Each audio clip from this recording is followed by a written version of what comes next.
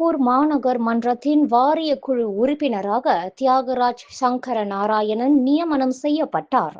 கல்வி அமைச்சர் ஃபட்லினா சிடேக்கின் சிறப்பு அதிகாரியாக பணியாற்றிய இவர் நேற்று முதல் கோலாலம்பூர் மாநகர் மன்றத்தின் வாரிய குழு உறுப்பினராக பொறுப்பு ஏற்றார். நேற்று கோலாலம்பூர் மாநகர் மன்றம் அலுவலகத்தில் நடைபெற்ற நிகழ்ச்சியில் இவருக்கு நியமன உறுதி கடிதத்தை டத்தோ பண்டார் டத்தோ செரி TPR ஃபட்லுன் பின் உஜூட் வழங்கினார். கூட்டரசு பிரதேச அமைச்சர் ஹனாயோ இந்த நிகழ்வில் கலந்து சிறப்பித்தார் என்பது குறிப்பிடத்தக்கது.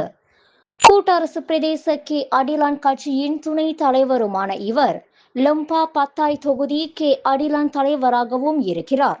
தம் மீது நம்பிக்கை வைத்து கோலாலம்பூர் மாநகர் மன்றத்தின் வாரிய குழு உறுப்பினராக நியமனம் செய்த மாட்சிமை தங்கிய மாமன்னர் மற்றும் பிரதமர் டத்தோ ஸ்ரீ அன்வார் இப்ராஹிம் ஆகியோருக்கு மனமார்ந்த நன்றிகளை தெரிவித்துக் கொள்கிறேன் என்று தியாகராஜ் குறிப்பிட்டார்.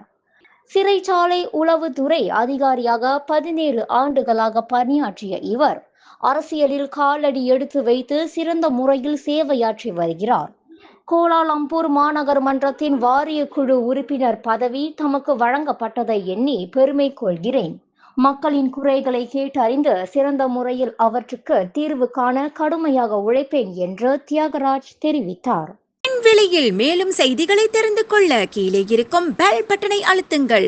உங்கள் ஆதரவை வெளிப்படுத்த லைக் மற்றும் ஷேர் செய்யுங்கள். தொடர்ந்து விண்வெளியுடன் உங்கள் பயணத்தை தொடர்ந்திருக்க சப்ஸ்கிரைப் செய்யுங்கள்.